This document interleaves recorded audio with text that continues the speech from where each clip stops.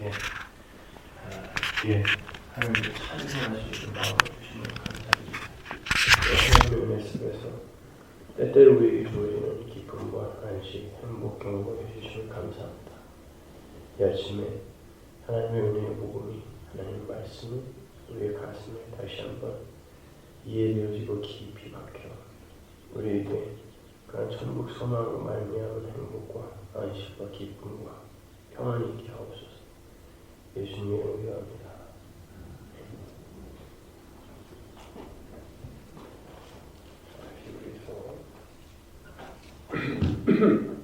일절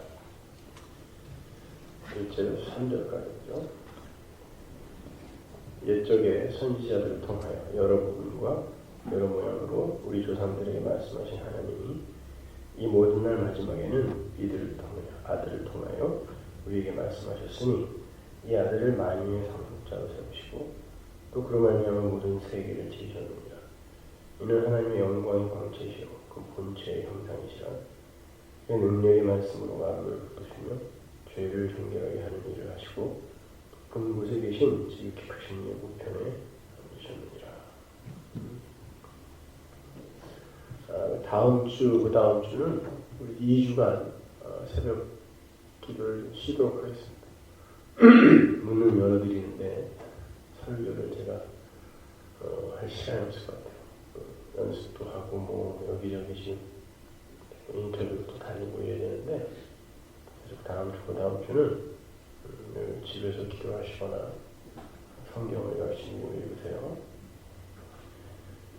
여기 1절을 보면 옛적의 선지자들을 통한 여러 부분과 여러 모양으로 우리 조상들에게 말씀하신 하나님이 이 모든 날 마지막에, 아주 중요한 말이에요. 이 모든 날 마지막에는 아들을 통해 우리에게 말씀하셨다. 마지막 종말이라는 말이 나오는데, 여러분 종말이 뭡니까? 종말. 심판이 완료되는 시점을 종말이라고 하죠. 심판이, 그러니까 구원받을 사람은 구원받고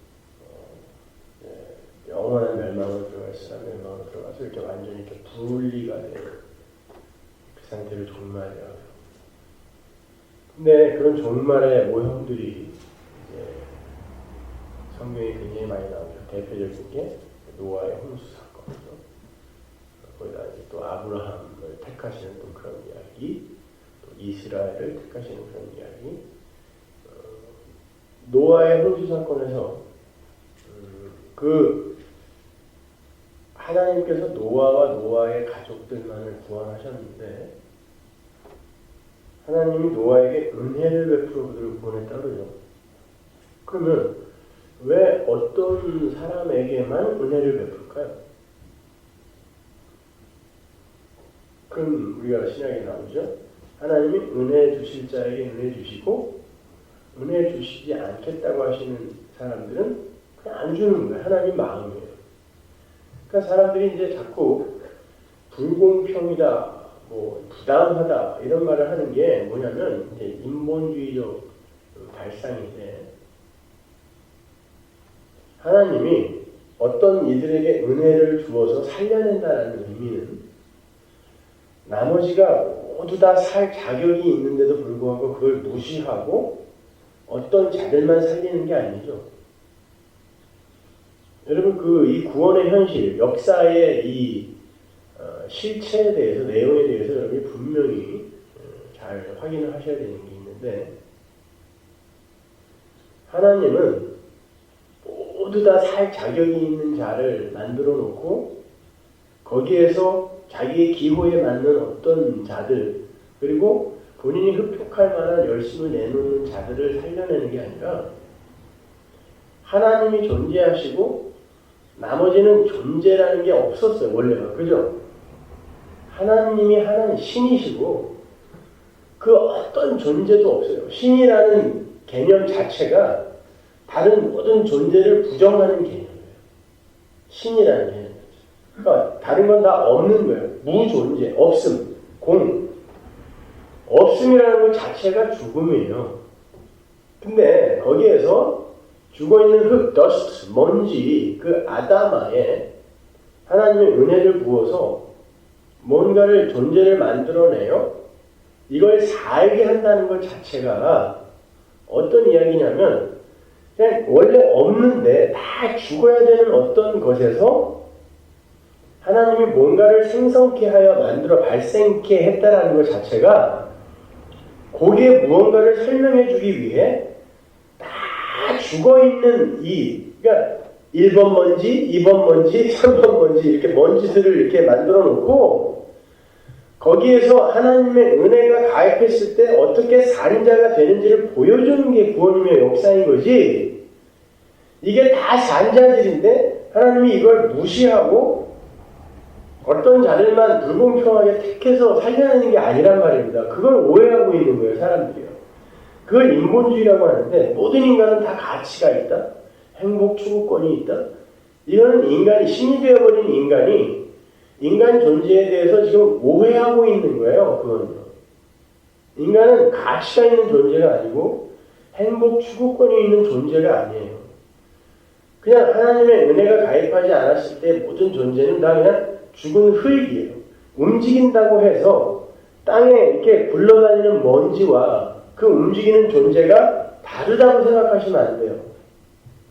그래서 때때로 여러분 우리가 우리 자신의 그 행위나 뭐 이런 것들을 보면서 됨됨이를 보면서 야 걔도 너보다는 낫겠다 이런 그 자각을 가끔 하게 만드는 게 진짜 하나님의 은혜가 가입하지 않았을 때는 짐승보다 조금 더 나을 게 없다라는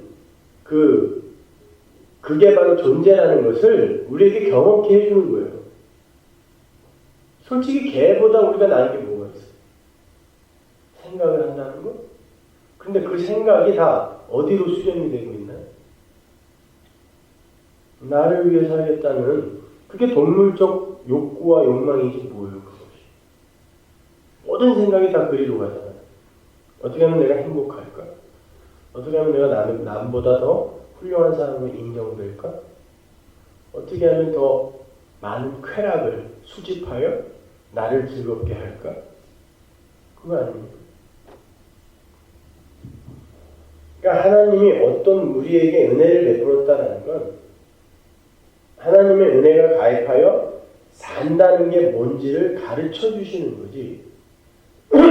다 가치 있는 존재들 중에 하나님이 그냥 자기 마음대로 누구는 버리고 누구는 살리고 버려진 자는 뭐 어떻게 되는 거고.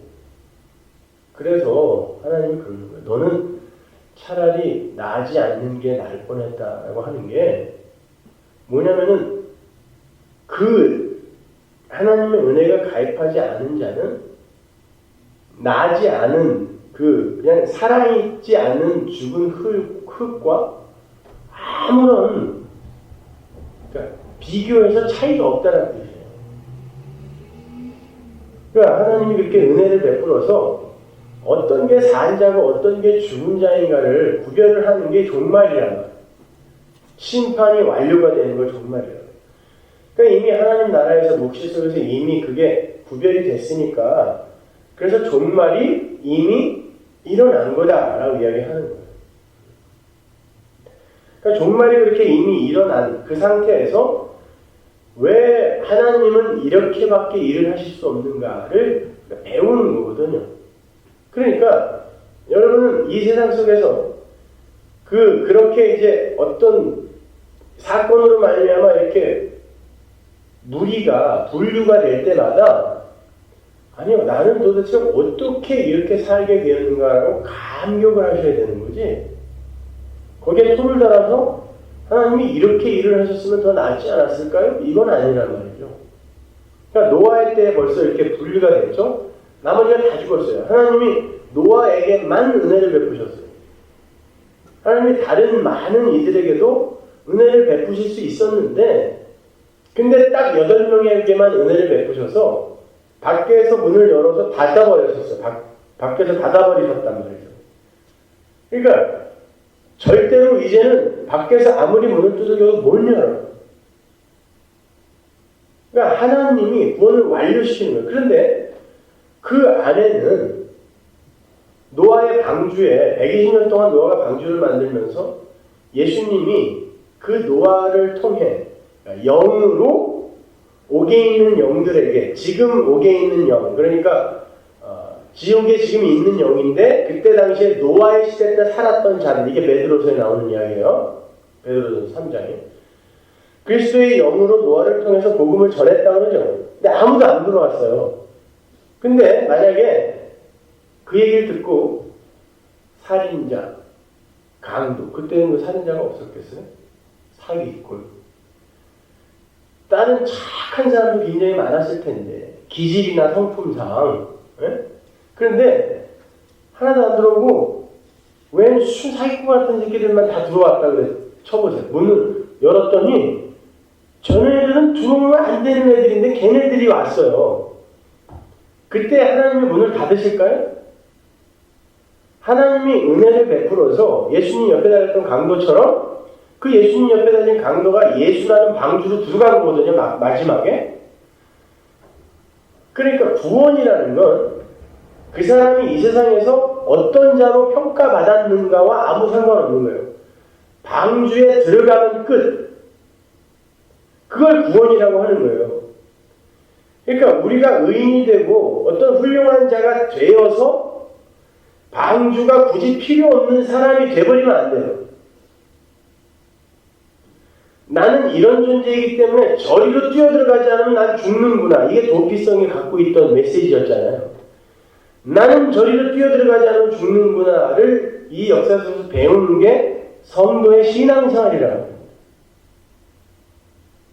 그러니까 그렇게 해서 하나님이 갈라내는 거예요. 아브라함 보세요.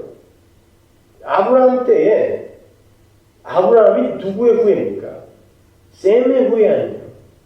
그런데 셈족 중에서 다 우상을 섬기고, 뭐 아브라함도 우상을 만들어 팔던 자니까 그냥 100% 다 우상에게 넘어갔어요. 다 죽었어요. 하나님이 은혜를 베풀지 않으면 그렇게 되는 거예요. 셈의 후예가. 근데 그 중에 제일 보잘것없는 먼지에게 하나님이 찾아가셔서 내가 너 복의 근원으로 만들 거야 그랬어요. 그리고는 너 본토 친척 아비집 다 끊어내라 그래요. 왜냐면 이제 하나님은 새로운 가족을 만들어서 너로부터 비롯되는 그 가족 말고는 다 죽은 흙으로 그냥 버려두실 거라는 약속을 하시는 거예요. 그래서 아브라함에게 본토 친척 아비집을 다 끊어내라고 하시는 거죠. 이 이야기가요, 나중에 신약으로 넘어오면 에베소서나 바울서신에 보면 교회를 그리스도의 권속이라고 하죠. 그게 가족이라는 뜻이에요. 새로운 가족이 생기는데 어떤 가족이냐면 노아의 가족처럼 은혜받은 가족이 생겨요.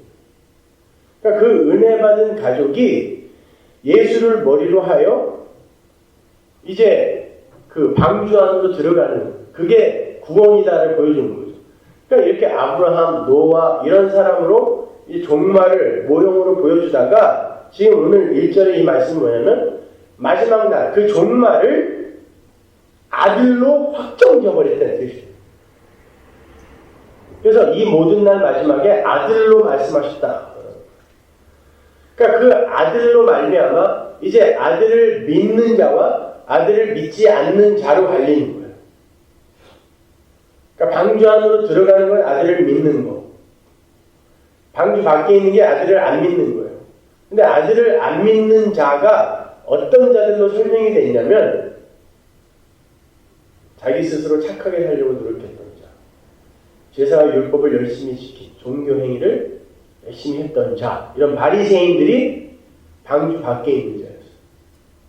방주 안에 있는 자들은 누구였어요? 세리, 창기, 뭐 이런 범죄자들, 자타와 공인하는 죄인들. 나는 저분 믿지 않으면 어떤 방법도 없다라는 걸 아는 그들이 방주 안으로 들어온 거예요. 여러분, 그걸 구원이라고 해요. 그러니까 우리는 당연히 어떤 지향성과 성향을 갖게 돼요. 예수를 믿게 되면은 오해하지 마셔야 될 게 예수를 믿는다고 여러분에게 어떤 착하게 살 수 있는 능력이 생기는 게 아니에요. 오해하지 마세요. 능력이 생기는 게 아니라 기질과 성향이 바뀌는 거예요. 그 말은 무슨 말이냐면 내가 하나님 예수를 믿음으로 말미암아 성령이 나에게 임하면 성령 충만하면 우리가 죄를 안 지을 수 있다 그러죠? 그게 성화론 아닙니까? 여러분이 배우신 거 아니에요? 그러면 조금만 깊이 생각해 보세요. 그러면 십자가가 왜 필요합니까? 십자가 쓰기 전에 성령 먼저 보내서 죄 안 짓게 만들면 되잖아요. 안 그래요? 성령이 오면 죄 안 질 수 있다면서요. 성령이 오면 죄 안 지을 수 있으면 구원받아요. 그러면 십자가를 뭐하러 굳이 세우냐고 골고다에다가. 그거 굳이 아들을 보내서 죽이지 않아도 그냥 성령 보내서 착하게 만들면 되잖아요. 능력 주어서. 그런데 성령이 오기 전에 예수가 와서 죽었다니까요. 그 말은 그리고 구약도 마찬가지지만 우리가 수요일날 이사야서도 찾아봤고 신약에서도 예수님께서 우리를 위하여 계속 기도하신다 그러죠. 지금도 살아서 보좌 우편에서 우리를 위해 기도하고 간구하신다 그래요. 성령이 우리 안에 들어왔잖아요. 능력이 있다면서요. 죄 안 질 수 있는 능력이 있다면서요. 근데 왜 예수님이 지금도 기도하셔야 돼요? 여러분은 죄를 안 지을 수 있는 능력을 받은 게 아니에요. 어둠의 세계에서 하나님이 뽑아냄으로 말미암아 어둠의 실체를 분별하게 되고 그 어둠의 실체를 분별함으로 말미암아 이게 더러운 똥이었구나 라고 하면 자꾸 발을 빼서 씻고 싶은 게 성향이라고 해요. 그런데 이 육신이 그걸 그리로 당겨지는 거예요. 내가 흙으로 만들어졌기 때문에 땅의 것이 나에게 너무 매력 있는 거죠. 그러니까 땅이 나를 끌어당기는데 죽는 날까지 그럴 거예요. 아니라고 하지 마세요. 여러분 죽는 날까지 땅으로부터 당김을 받는데 내 성향이 바꿔짐으로 말미암아 이게 불편한 거예요. 이걸 고난이라고 해요. 이 고난을 통과하면서 아니 나는 여기서 이렇게 나가고 싶은데 왜 이 육신이 저 땅으로 자꾸 끌려갈까? 그리고 재미도 있어요. 또 좋기도 해요. 그게 그때 여기서 부르짖음이 터지고 이 사람에게서 그 부르짖음이 어디로 연결되냐면 예수님, 그래서 예수님이 2000년 전에 십자가에 내려와 죽으실 수밖에 없었던 거군요. 그걸 올바로 깨닫게 되고 하나님의 도우심을 구하는 거예요. 그 자들이 종말에 마지막 날에 아들로 말미암아 말씀하신 하나님의 그 뜻을 말씀을 분별하는 사람이에요. 그들이 방주 안에 들어온 자예요. 방주 안에 들어오는 게 예수 믿는 거라고 했잖아요. 여러분 예수님께서 제가 이제 주일날 왜 우리가 사는 이 역사가 무덤인지를 제가 설명을 해드린다고 그랬잖아요. 레위기가 이제 설명을 해드릴 건데 분명히 성경이 이 세상은 무덤이라고 해요. 하나님이 무덤에서 우리를 건져냈다 그러는데 무덤에서 건져냈다라고 하는 건 영적인 묵시 속에 완료된 우리의 구원을 이야기하는 거지 우리는 지금 역사 속에 살죠. 육신을 갖고 이 역사 자체가 내 육신이에요. 그래서 역사가 무덤이고 이 육신이 무덤이에요. 여기에 갇혀서 새 생명이 여기에 들어와서 이 무덤 속에서 분투를 하는데 하나님께서 내 안에 심겨준 새 생명이 이게 얼마나 엄청난 거냐면 이게 이 무덤을 뚫고 밖으로 찢어가지고 나오는 거예요. 이게 십자가예요. 예수님이 무덤 속에 갇혔는데 마치 요나가 물고기 뱃속, 스올이라고 해도 굳이 성경이 그거예요. 지옥이에요. 무덤. 근데 물고기가 왜 요나를 토해내죠? 소화가 안 되는 거예요. 소화액이 분명히 요나에게도 부어졌을 텐데 요나가 그 소화액에 녹지를 않아요. 이게 하늘의 생명이라는 거예요. 예수님이 무덤 속에 들어갔는데 무덤이 감당을 하지는 못해요. 그래서 무덤이 사흘 만에 예수님을 토해버린 거예요. 소화 안 된다. 스올, 물고기 배가 요나를 야 이거 소화 안 되는 거 내가 괜히 먹었네 하고 토해내는 거죠. 그 생명이 우리 안에 들어온 거죠. 그래서 이게 지금 나를 소화해서 이 내 안에 들어있는 새 생명까지도 소화를 해서 옛사람을 화시키려고 내 안에 있는 또 다른 법이 자꾸 나를 끌어가는 거죠. 끌어가는데 내 안에 하나님이라는 새 생명이 들어와서 이 무덤을 찢어 발겨버리는 걸 인생이라고 해요. 그러니까 여러분의 인생은 12토막 나는 처절한 인생인 거예요. 레위인이 아내를 12토막 내는 게 그 이야기라고 했죠. 우리를 12토막을 내서 세상이 감당할 수 없는 세상의 죄를 다 폭로시켜버리고 세상이 감당할 수 없는 하나님의 백성이 존재한다는 걸 보이는 게 사사기의 마지막 장면이죠. 그러니까 여러분은 이 세상에서 편하게 생각하시면 안 돼요. 이 세상에서 어줍지 않은 행복, 물론 우리가 그런 우리 이 굴지성이라고 그러죠. 땅 속으로 들어가서 어두움과 습한 걸 찾아가는 그 뿌리의 성향을 굴지성이라고 해요. 그런데 성령이 임하면 이게 굴광성으로 바뀌어요. 뿌리가 밖으로 빛을 찾아 올라오는 거예요. 그러면 그 존재가 어떻게 돼요? 역사 속에서 말라 죽습니다. 근데 그 죽음이 바로 사는 길이에요. 성향이 바뀌면 이 무덤 속에서 그냥 즐겁고 행복하다라고 착각하면서 사는 그런 이들과 물과 기름처럼 둥둥 뜨게 돼요. 점점. 이야기도 통하지 않고. 그러다가 혼자 날라져요. 하나님이 쬐는 빛은요, 여러분을 이 세상에서 말려 죽이는 빛이에요. 근데 영혼 속에서 만약에 이 세상에서 이 육을 그렇게 그 빛에 의해 태우지 않으면 여러분이 영혼 속에서 그 육을 영원히 죽지 않는 육을 갖게 되는데 그게 저주의 부활이에요.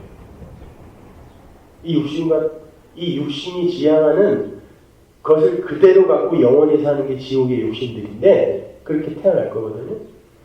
거기서는 영원히 타는 거예요. 그래서 여러분은 이 세상에서 타고 가야 돼요.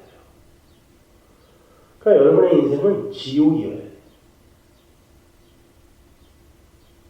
너무 제가 비관적으로 인생을 이야기하는 것 같아서 참 송구스럽습니다만 진리를 말하도록 되어 있는 게 목회자이기 때문에 거짓말을 할 수는 없어요.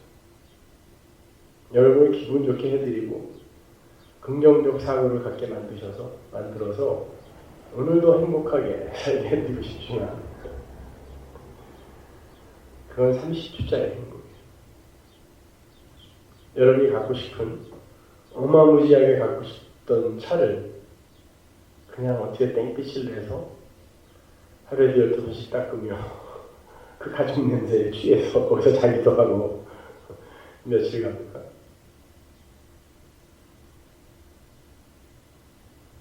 너무 살고 싶던 집에서 사랑하는 님과 함께 새 생활을 시작했는데 그게 얼마나, 그 허니문 기간이 얼마나 될까요? 여러분, 세상의 만족과 쾌락은 잠시 여러분을 맞추시죠.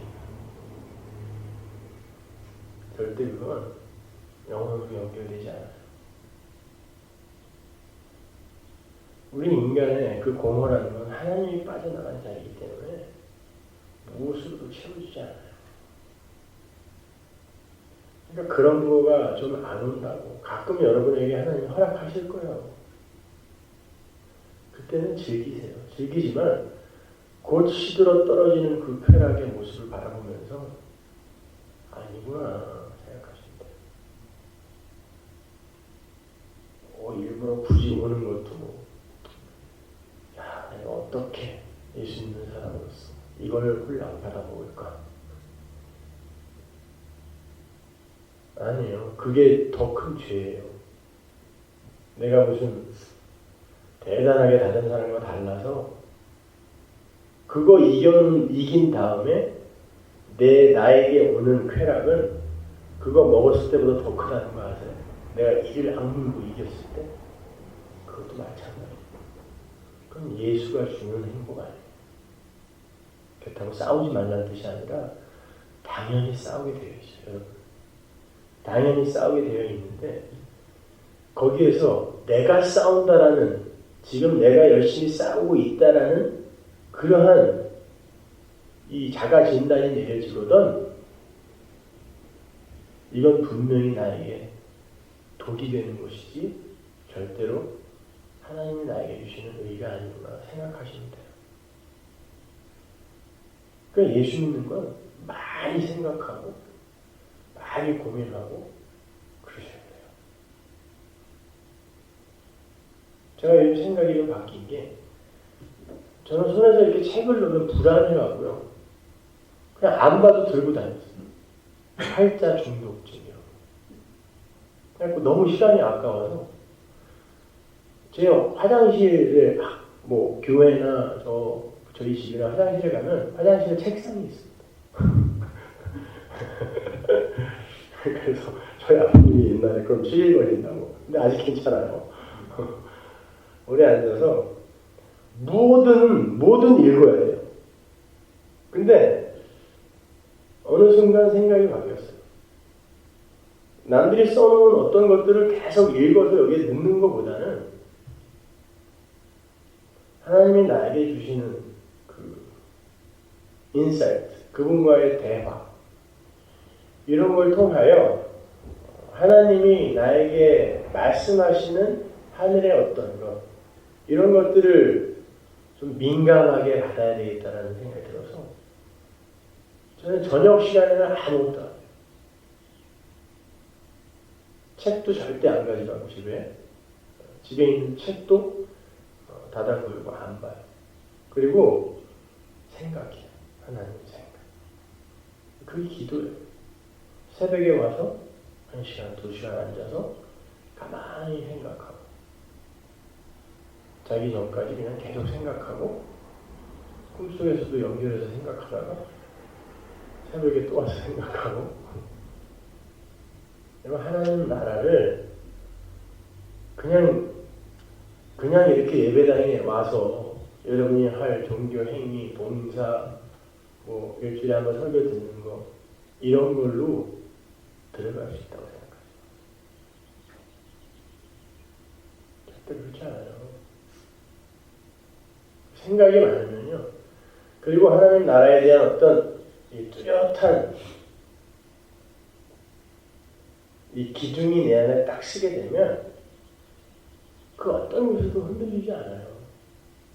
그런 사람이 여러분 주변에 이렇게 한두 명씩 있어요. 그래야 그게 진짜 교제예요. 엉뚱한 사람들 만나갖고 쓸데없는 얘기를 그런 거 하지 마요. 그런 분들 만나서 진짜 하나님을 알고 하나님 나라를 아는 그런 이들은 저런 변하지 않는 어떤 무언가가 그 안에 분명히 있구나. 그리고 그리로 나도 열심히 한번 쫓아가고 하는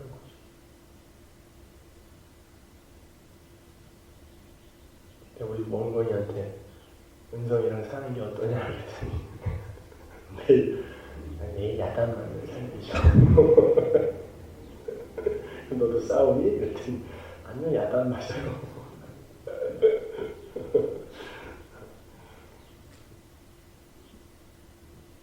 내 안에 뭔가 움직이지 않고 고정된 뭔가가 있으면 사람이 압도되게 돼 있어요. 그러니까 뭐 쉽게 흔들리지 않아요.